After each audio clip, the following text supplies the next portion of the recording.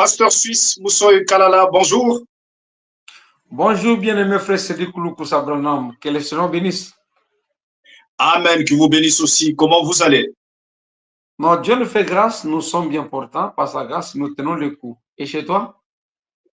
Oui, nous allons aussi très bien. D'abord, merci beaucoup d'avoir accepté de répondre à notre invitation. Là, nous rappelons que vous êtes berger de l'église End Time Message Tabernacle de Pretoria en Afrique du Sud. Comment d'abord évolue votre église avant de commencer? Oui, bien-aimé frère, par la grâce de Dieu, l'église évolue très bien. Nous sommes bien portants. Les choses vont bien. La grâce divine est au rendez-vous et la prédication est prêchée. Les enfants de Dieu sont bénis et nous bénissons Dieu pour cela. Tout va bien.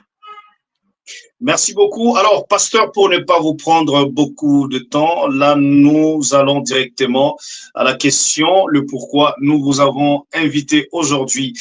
Pasteur suisse Moussoy Kalala, nous savons tous que la parole de Dieu recommande à une sœur de pouvoir confesser sur sa vie passée si elle aurait déjà perdu la virginité à l'homme qui veut l'épouser.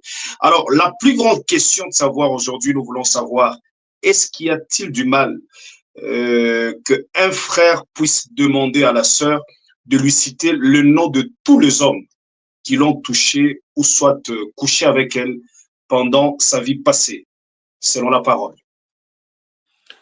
Ah, bien-aimé frère, pour être brut dans cette question-là, la question paraît complexe.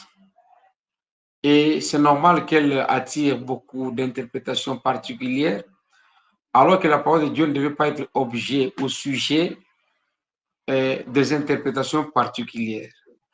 À la question de savoir si elle doit confesser, Jésus l'a dit, le frère l'a dit, elle doit confesser. Mais quant à commencer à citer les noms des gens avec lesquels elle serait sortie, je pense qu'il n'y a aucune écriture qui parle ou qui va dans ce sens-là. Donc, je ne vois pas une écriture qui demande à ce que la sœur confesse, comment se met à citer. Confesser, oui, mais citer le nom, ça, je n'ai pas d'écriture. Vous dites qu'il n'y a pas une citation ou écriture biblique qui dit que la femme ou soit la sœur est dans l'obligation de citer le nom de tous les hommes qui l'ont touché dans sa vie passée. Alors, mais en parenthèse, qu'entendez-vous d'abord par la confession? Parce que la confession, est-ce qu'on peut confesser en ne pas être clair sur quelques points? C'est-à-dire, c'est une question que l'homme qui veut l'épouser demande. Alors, pourquoi on confesse à l'homme et on commence à cacher d'autres choses à l'homme qui veut nous épouser? Frère, c'est dit cacher, c'est trop fort. Nos bonnes intentions ne remplaceront jamais la parole de Dieu. La parole de Dieu est telle que Dieu nous l'a donnée et nous devons la répéter telle que Dieu nous l'a donnée pour que ça produise la vie.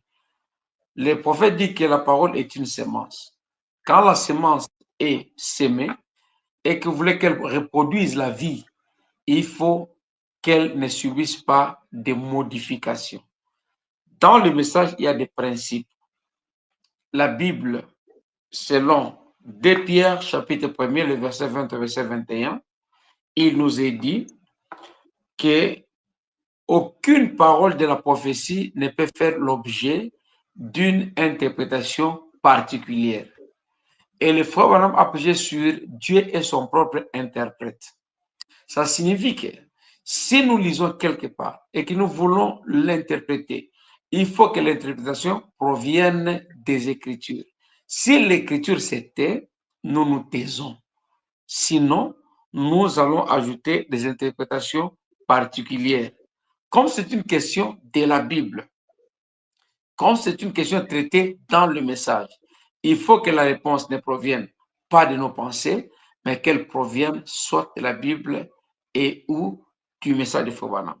Et dans le Mais est-ce que, message, oui, et dans le message, continuez votre idée avant que je vous pose une question. dans le message, il n'y a aucune citation qui dit que la femme qui va confesser à son futur époux sa vie de sexe prémarital doit commencer à citer les noms des gens avec lesquels elle serait sortie.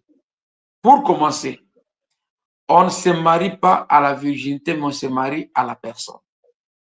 Oui, on ne refuse pas. Avant d'aller là-bas, avant de continuer. Mais restons encore d'abord là-bas, ici, sur ce point. Vous dites que vous restez que dans la parole. Vous ne voulez pas ajouter quelque chose que la parole n'a pas dit. Mais quand on dit confesser, est-ce qu'on peut confesser en cachant des choses, à ne pas vouloir dire des choses clairement à celui qui veut vous épouser, à l'homme qui veut t'épouser? Parce que confesser, vous confessez, c'est à l'homme, n'est-ce pas? C'est à l'homme qui veut t'épouser. J'ai déjà perdu la virginité. L'homme te dit, te pose la question. Tu pourras me citer le nom de tous les hommes qui t'ont connu dans ta vie passée. Alors, ne pas citer, vouloir garder comme secret, vous ne voyez pas que la confession n'est plus claire, c'est-à-dire n'est pas, disons, dans sa totalité. Quand on... Frère Cédric, on dit en droit que l'on ne plaide pas par procureur. La confession, la repentance est individuelle. La foi est individuelle. Le salut est individuel. Les appels sont individuels. La femme vient accomplir cette écriture parce qu'elle a cru à la parole de Dieu selon l'appel qu'elle avait reçu. Et les hommes qui étaient sortis avec elle n'ont pas cru comme elle. Nous commettons beaucoup d'erreurs au nom du Saint-Esprit sans que le Saint-Esprit nous demande d'agir comme nous voulons agir. Si nous disons par exemple que nous nous mettons à citer les noms des gens, dans la parole de Dieu, il nous est demandé de ne pas calomnier. La personne ne connaît pas. Quand elle fréquentait la femme qu'elle voulait prendre en mariage, ils étaient amis, ils étaient chéris, ils étaient girlfriend et boyfriend. Donc, ils étaient les deux consentants. Ça signifie qu'ils avaient les liens mutuels. L'un avait accepté l'autre pour qu'ils vivent dans cette vie-là. Et maintenant qu'une personne s'est convertie, ce n'est pas à la personne convertie de prendre la vie de l'autre et commencer à raconter. Si nous nous mettons à raconter la vie ou le vie des autres parce qu'on était avec elle et qu'on veut plaire à son futur mari, il y a des choses qui peuvent nous rattraper. Là, nous entrons dans le vie privée des gens. Or, la parole de Dieu ne nous permet pas de commencer à parler de vie privée des gens. Et la loi également interdit, la loi condamne la diffamation et les imputations dommageables. Ce sont des infractions. Mais vous ne trouvez pas, pasteur suisse, vous ne trouvez pas que le fait de citer le nom, ça fait partie aussi de la confession? Non, non. On ne répare pas avec le nom des gens. La question que le prophète permet de poser est celle de savoir si la femme a déjà perdu sa virginité ou pas. C'est ça la question. Il n'y a aucun pasteur, aucun frère, aucun prédicateur qui va nous amener une citation où une femme est en train de citer les hommes avec lesquels elle aurait vécu avant le mariage. C'est elle qui se marie, ce ne sont pas ces gens-là. Vous dites que citer le nom, ça ne fait pas partie de la confession, c'est ce que vous dites?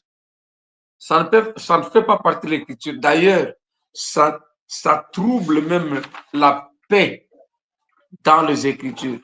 Il y a quelques passages que je peux évoquer de la Bible qui peuvent nous amener à comprendre que ce n'est pas correct de citer les noms des gens. Je prends par exemple Lévitique chapitre 19, verset 15. Lévitique 19, 15. Il est dit ceci. Tu ne répandras point de calomnies parmi ton peuple. Tu t'élèveras point contre les sangs de ton prochain. Je suis l'Éternel. Quand je parle de calomnie, c'est parler en mal de quelqu'un à son absence. La vie passée mais ici, on ne parle pas de mal, du mal de quelqu'un. Ici, on confesse. J'avais fait ceci, j'avais fait cela avec tel homme. C'est dans le passé. Je confesse à l'homme qui veut m'épouser. Il n'y a pas question de calomnier peut-être ici. Vous l'aviez fait, vous étiez consentant. OK. Quand tu viens réparer, est-ce que tu as parlé avec lui pour qu'il te permette de parler de lui? Alors, dans l'angle où vous êtes en train de parler, que dites-vous alors de cette femme qui était tombée avec, qui était mariée et elle est tombée avec un autre monsieur et quand elle est venue vers le prophète et le prophète lui a dit qu'elle devrait aller réparer auprès, je crois que vous aurez déjà lu une telle citation, le prophète dit, tu devrais aller dire cela à ton mari et dire à ton mari la personne dont tu étais tombé avec. Et la femme avait peur. Et Frère Branham dit, vas-y, et le mari te dira aussi quelque chose qui marche la même angle que toi. Alors, vous ne voyez pas que ici, on n'a pas protégé, disant, tu dois cacher le frère, l'homme que tu es tombé avec. Vas-y seulement dire, mais tu dois dire clairement la personne avec qui tu étais tombé avec. La question que vous venez de poser est tellement complexe et que Dieu bénisse pour cette question-là. Nous commettons beaucoup d'erreurs. Si je reviens beaucoup sur ce conseil du prophète. Est-ce que vous connaissez d'abord cette citation en question? J'ai déjà écouté maintes et une fois les gens parler de ça. J'ai déjà écouté maintes et une fois. La personne doit aller réparer. J'ai déjà écouté maintes et une fois. Même pas ça, les gens prêchent d'une manière ou d'une autre cette écriture. Je l'ai déjà suivi maintes et une fois. Mais je voudrais répondre par rapport à cette question qu'on vous la posez. Okay. Vous avez un slogan que j'aime beaucoup. Branham ou rien. Wamba ou Bala. Oui. Vous savez que nos bonnes intentions ne remplaceront jamais la parole de Dieu. Et quand on parle des Écritures, on voit la vie éternelle. Et le prédicateur est censé transmettre non pas ses pensées, mais la vie éternelle qui est contenue dans la parole de Dieu, que le prophète définit comme une sémence, la parole.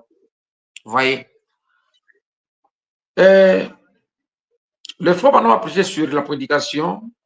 Dieu est son propre interprète. Il a beaucoup répété dans plusieurs prédications que la parole de Dieu ne fera jamais l'objet d'une interprétation particulière. Donc, si on doit l'interpréter, toute question de la Bible a sa réponse dans la Bible. Toute question du message ou sur le message a sa réponse dans le message. Ne prenons pas nos bonnes intentions, notre sentiment à nous, pour qu'on converge ça à la parole de Dieu. Ça ne remplacera jamais la parole de Dieu. Pourquoi j'ai dit ça? 2 Pierre, chapitre 1er, verset 20 au verset 21 dit ceci.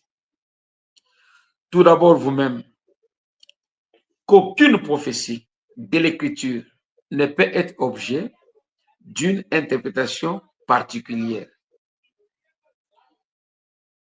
Car ce n'est pas par la volonté d'homme qu'une prophétie n'a jamais été apportée, mais c'est poussé par le Saint-Esprit que les hommes ont parlé de la part de Dieu. Quand le frère Branham a insisté en interprétant le Seigneur Jésus-Christ par rapport à la fornication que vous devez confesser, c'était poussé par le Saint-Esprit et non pas pour plaire aux hommes. Nous n'avons aucune écriture qui demande à l'homme ou à la femme, à l'homme plutôt de demander à la femme de lui citer les noms. D'ailleurs, si je veux qu'on me cite des noms, si je suis une personne normale, je dois venir avec une écriture pour dire, sur base de cette écriture, cite-moi les noms de personnes avec lesquelles tu étais sorti ou tu avais vécu avant. C'était une parenthèse qui a été longue. Je reviens sur votre question. Vous dites que la femme qui a trompé son mari, qui a commis adultère, le prophète lui aurait dit de rentrer, demander pardon ou réparer avec son mari. Là, nous faisons l'amalgame. D'un côté, nous parlons du sexe prémarital. Là, vous n'avez aucun engagement avec l'homme. Donc, vous n'avez pas offensé cet homme-là. C'est votre vie à vous privée que vous voulez confesser à votre mari pour faire de votre vœu un vœu sincère. Mais pour l'autre cas, la femme qui est dans le mariage, là, nous sommes devant une facette où on parle des offenses. La réparation des offenses, Jésus a bien dit, va vers ton frère. Matthieu 18. Il a montré dans la prière que nous devons faire, que nous devions prier comme ceci. Pardonne nos offenses, comme nous pardonnons aussi à ceux qui nous ont offensés. Dans plusieurs prédications, parce que ce sont des choses que je suis en train de prêcher d'ailleurs depuis tous ces mois ici de février. Donc, janvier, février, je n'aime pas qu'il y ait de la réparation des offenses. Il dit que si vous ne réparez pas les offenses, ces offenses vont vous rattraper. Vous n'allez pas progresser, vous ne serez pas béni. Là, c'est autre. Donc, ne faisons pas l'amalgame. Dans les mariages, c'est l'homme qui est offensé. Mais avant le mariage, l'homme n'est pas offensé. Non, mais parce que ici, vous avez dit, on ne peut pas citer, ça sera comme calomnier la personne, alors qu'on arrange que sa vie. Mais c'est par là que nous avons pris l'exemple de la sœur. Pourquoi alors elle est aussi dans l'obligation de citer, de prendre l'homme avec qui il est tombé, c'est-à-dire elle est tombée avec, d'aller avec cet homme auprès de son mari, alors qu'elle devrait le faire. C'est fini. Quand on parle de la repentance ici, la repentance est individuelle, le pardon est individuel, le salut est individuel, la conversion est individuelle. Si je viens, on a volé ensemble, par exemple, toi et moi ou quelqu'un d'autre, on a volé. Je prends la décision de donner ma vie à Christ. C'est moi qui donne ma vie à Christ. Je ne vais pas commencer à parler des autres. Que non, voilà, moi je vais me repentir, mais on avait volé avec tel. Non, non. C'est moi qui accepte l'opprobre. Les gens vont se moquer de moi parce que j'étais voleur. J'accepte ça pour donner ma vie à Christ. Merci, pasteur. Pasteur Suisse. Maintenant, quand vous prenez, vous dites, continuez l'idée. Quand maintenant, moi, la femme, j'ai cru en Christ, parce que ce que nous faisons ici, cette concept dont nous parlons ici, c'est sur base de la parole de Dieu, sur base de l'écriture que la femme doit confesser. Voyez, elle confesse, elle accepte les conséquences parce que c'est la croix qu'elle a portée. Elle doit l'amener jusqu'au bout. Mais quand vous mettez maintenant à citer les noms des autres qui ne portent pas la même croix que vous, du point de vue de la loi, ces gens-là peuvent vous porter plainte pour deux infractions. La diffamation ou les imputations dommageables. Vous voyez un peu ça? C'est comme ça que j'ai dit, quand je me mettrai à parler de quelqu'un à mon mari, à son insu, à son absence, quel regard aura cette personne-là à l'endroit de l'autre? Là, Jésus est en train de parler en mal de quelqu'un. C'est sa vie privée. On ne peut pas entrer dans la vie privée de quelqu'un en se cachant derrière le christianisme. Cette vie-là qu'il a menée, c'était avant qu'il ne prenne l'engagement avec vous. C'était dans l'ignorance. Et quand il a pris conscience, il vous a dit clairement que j'ai perdu ma virginité. On ne se marie même pas la virginité. Maintenant, dans ces cas, c'est-à-dire la femme, on épouse la femme et la femme n'est pas à mesure de pouvoir dire tout à son mari. Vous voyez que déjà il y a un danger. Non, non. Dire tout, c'est autre chose. Parler des autres, c'est autre chose.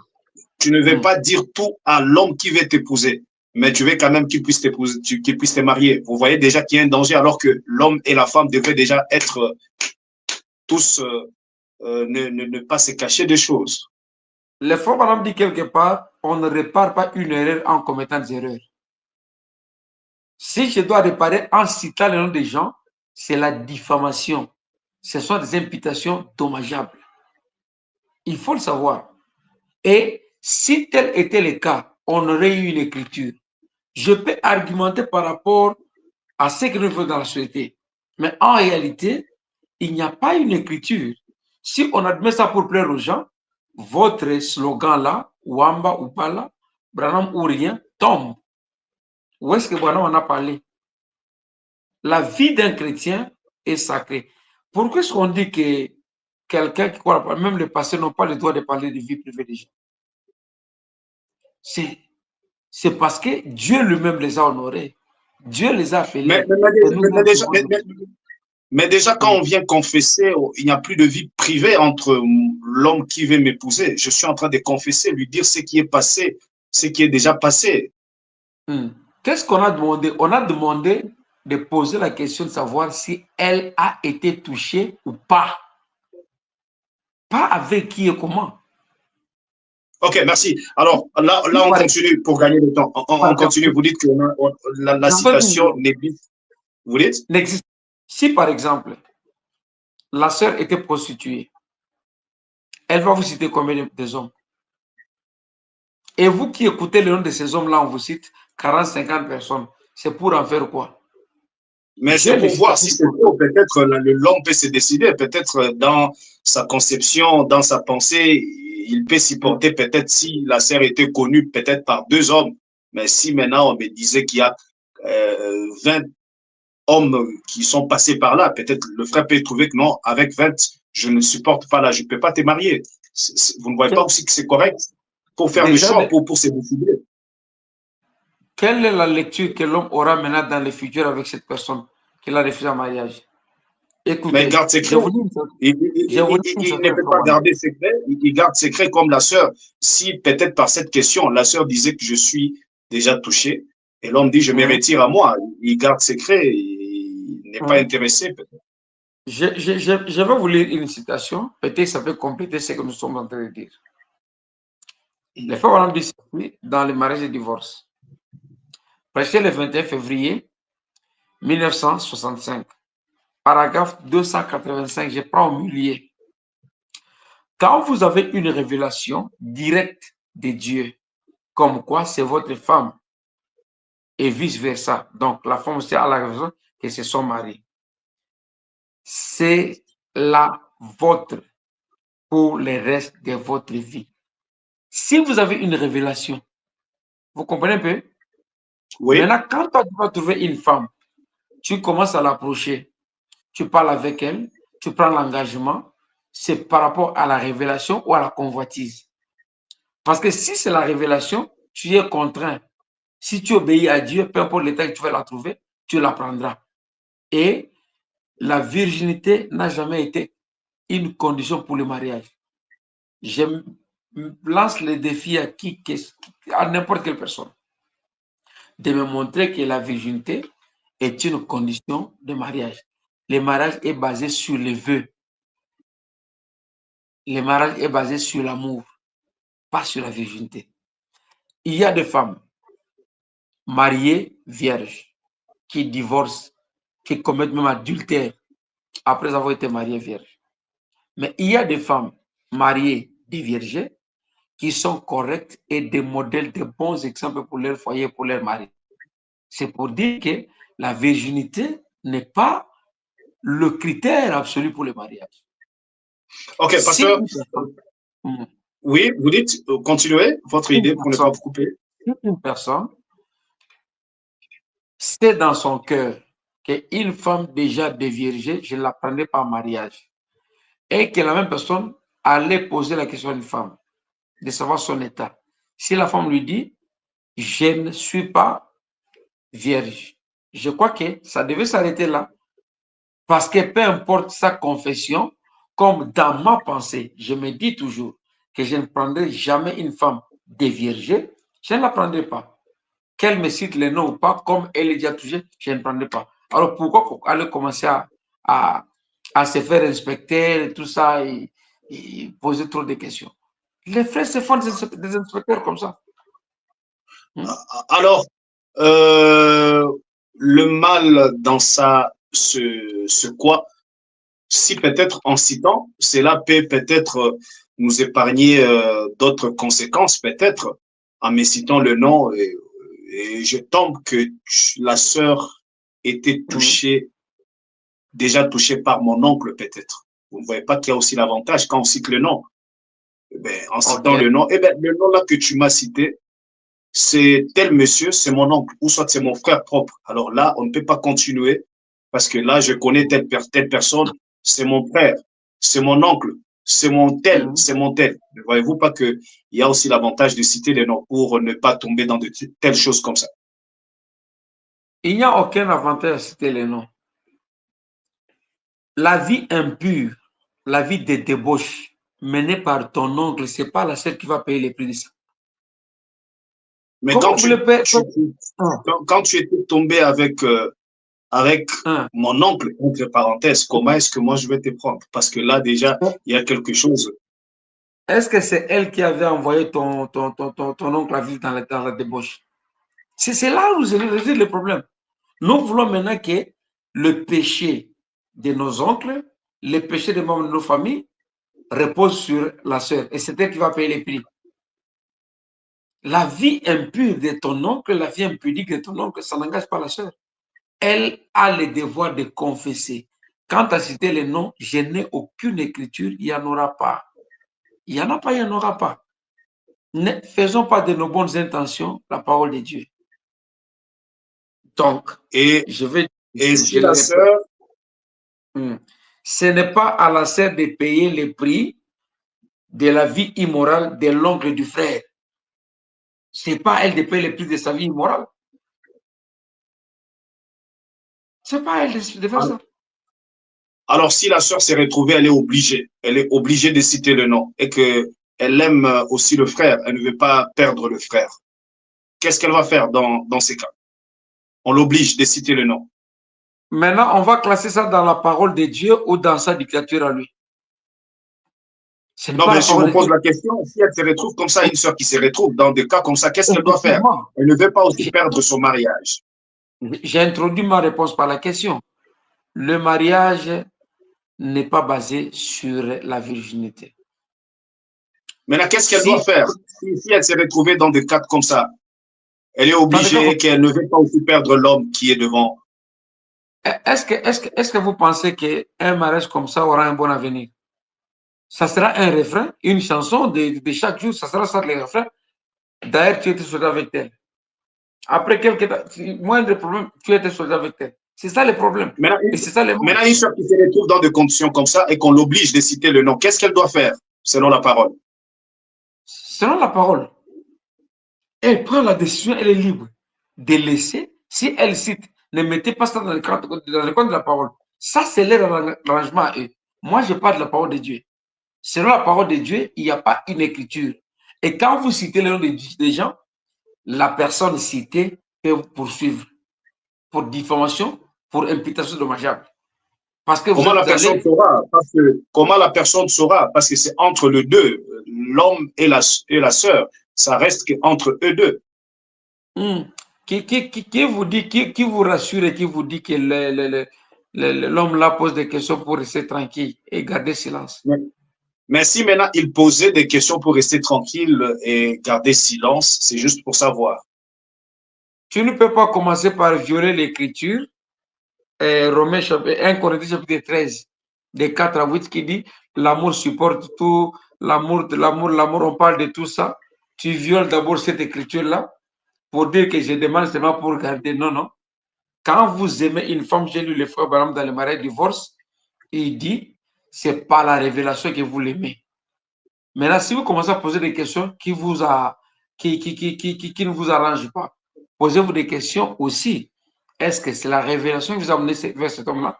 Si vous vous aimez, le cœur bat à l'unisson. C'est ce que dit le frère Baram. Vous pensez de la même manière, vous mangez ensemble. Qui se ressemble, s'assemble.